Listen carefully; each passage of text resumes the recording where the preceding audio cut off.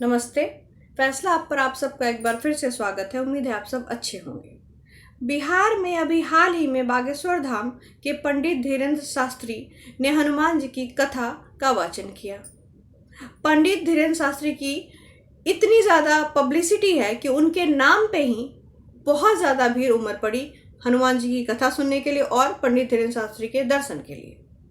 भीड़ इतनी ज़्यादा थी कि और ज़्यादा भीड़ इकट्ठी ना हो इस डर से पंडित धीरेन्द्र शास्त्री ने वीडियो बना के लोगों से अनुरोध किया कि प्लीज़ आप लाइव में जाके कथा सुन लीजिए और ज़्यादा लोग मत आइए, जितने आए उतने ही रहिए और ज़्यादा भीड़ मत बढ़ाइए क्योंकि इससे प्रॉब्लम हो सकती है, क्योंकि गर्मी बहुत ज़्यादा थी। ऑलरेडी 8 से 10 लाख लोग आ चुके थे और ज़्यादा आ जाते तो ऐसी सिचुएशन में वो इतनी ज़्यादा भीड़ को कंट्रोल करना या इनके लिए जो सुविधा होती हैं वो सब मुहैया कराना ये पॉसिबल नहीं हो पाता। इस वजह से धीरेन्द्र शास्त्री ने ऐसा कहा। खैर, ये तो बात हुई उनकी कथा की और उनके बिहार जाने की। मैं यहाँ बस इतना ही कहना चाहती हूँ मैं कोई बहुत बड़ी सपोर्टर नहीं हूँ, उनकी कोई भक्त नहीं हूँ, पर हाँ मैं उनके अपोजिट में भी कुछ नहीं बोलना पसंद करती, क्योंकि मुझे लगता है कि वो जो बातें करते हैं देश को लेके, धर्म को लेके, वो काफ़ी क्लियर है, वो काफ़ी फोकस्ड है उस चीज़ों को लेके और वो काफ़ी ज़्यादा मुखर होकर इस बात को सबके सामने बिना डरे हुए रखते हैं, जो मुझे बहुत अच्छी लगती है बात उनकी। तो मैं इस बात से इनकार नहीं कर सकती। अब रही बात उनके प्रोग्राम में इतनी ज़्यादा भीड़ के इकट्ठे होने की, जिसको लेके उनको ट्रोल भी किया जा रहा है कि भीड़ भाई या तो जो जाहिल गंवार लोग थे वो आए थे या फिर डरा धमका के लोगों को बुलाया गया था कि जैसे नहीं होता है कि आपकी बीमारी ठीक कर दी जाएगी, आप बाबा का दर्शन कर लो, इस टाइप का। तो ऐसा इस तरह के अंधविश्वास फैला के लोगों को एकत्रित किया गया था। तो मैं यहाँ बस इतना ही कहना चाहूँगी कि कई बार ऐसा होता है कि इंसान जब अपनी लाइफ की परेशानियों से, लाइफ में हुई प्रॉब्लम्स पे काबू नहीं पा पाता है, तो वो कहाँ जाता है लास्टली। हर जगह दौड़ने के बाद जब आपको कोई भी रास्ता नहीं दिखता तो फिर आप कहाँ जाते हो? भगवान की ही तो शरण में जाते हो। अब मैं पंडित धीरेन्द्र शास्त्री को भगवान नहीं कह रही, पर भगवान की शरण में जाने का कहने का मतलब मेरा यहाँ ये है कि आप मंदिर जाते हैं, आप धार्मिक अनुष्ठानों, यज्ञों में पार्टिसिपेट करते हैं, आप कथा सुनते हैं, आप भजन सुनते हैं, इस तरह के अनुष्ठानों में आप ध्यान लगाना शुरू करते हैं कि चलो जब कहीं से कुछ नहीं हुआ तो भगवान के मार्ग पे ही जाने से हमें शायद हमारी जो प्रॉब्लम्स हैं उनका सॉल्यूशन मिले, शायद हमारे दुख दर्द कम हो। तो ये मुझे लगता है भीड़ इकट्ठी होने का एक बहुत बड़ा रीज़न होता है। किसी भी इस तरह के बाबा हो गए या कोई भी इस तरह का जो होता है तो उनकी कथा में। अब बात यह है कि उनकी कथा में इतनी ज़्यादा भीड़ इकट्ठी हुई, उसकी वजह से एक विशेष गैंग या यूँ कहूँ कि सेकुलर और वामपंथी गैंग जो है वो उनके अंदर क्लियरली छटपटाहट और बिलबिलाहट दिखाई दी। वो इतने ज़्यादा इस चीज़ से परेशान हुए।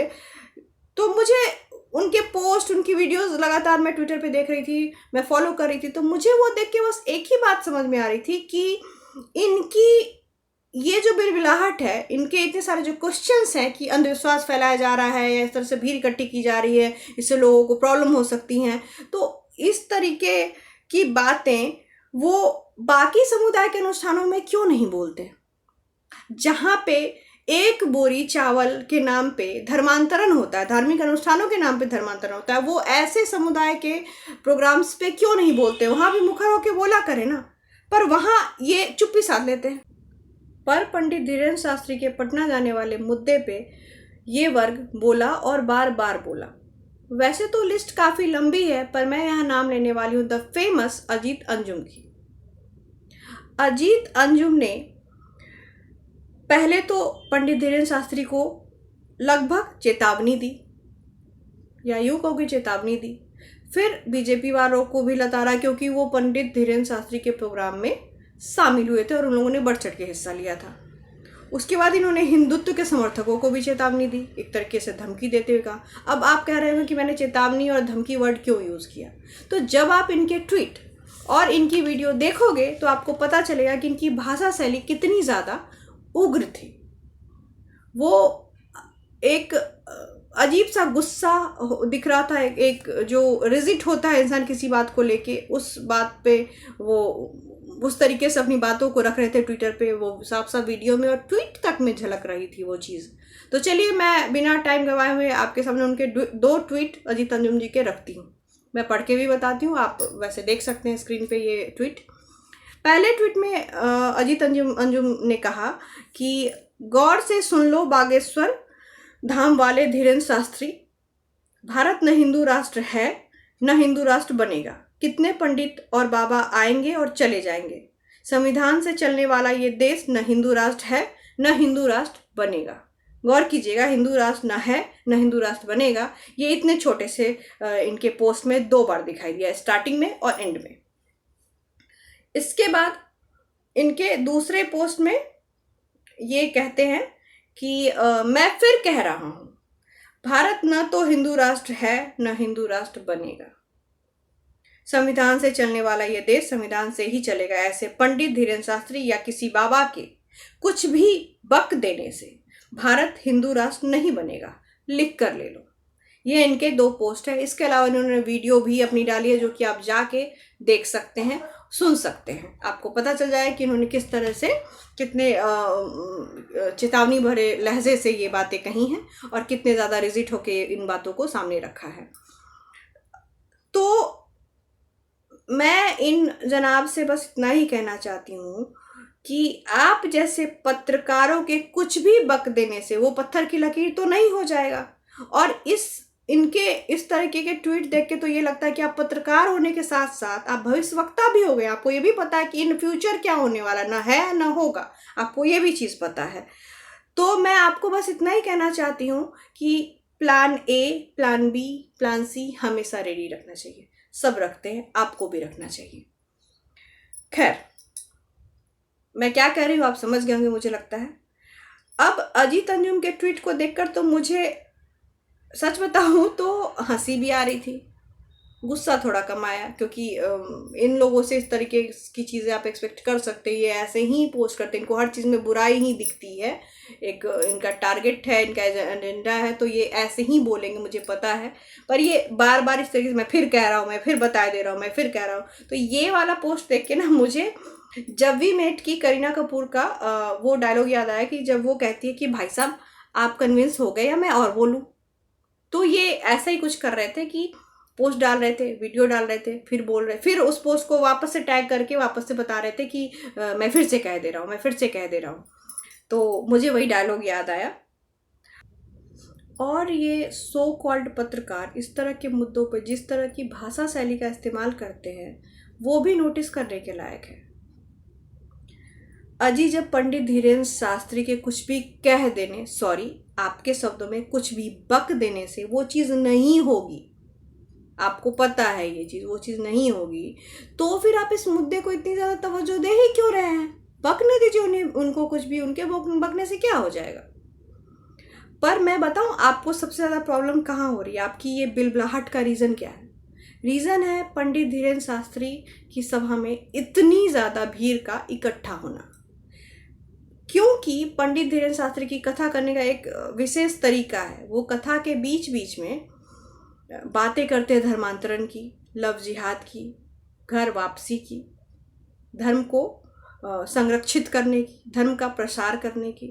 तो आपको इस चीज़ से दिक्कत हो गई कि जहां 8 से 10 लाख लोग 2 दिन के अंदर में जुट गए, अगर इससे ज़्यादा लोग जुट जाते या 8 से 10 लाख लोगों में से भी अगर 6 से 7 लाख लोग भी पंडित धीरेन्द्र शास्त्री जी की बात से कन्विंस हो गए तो फिर क्या होगा? हो जाएगा आपका एजेंडा फेल।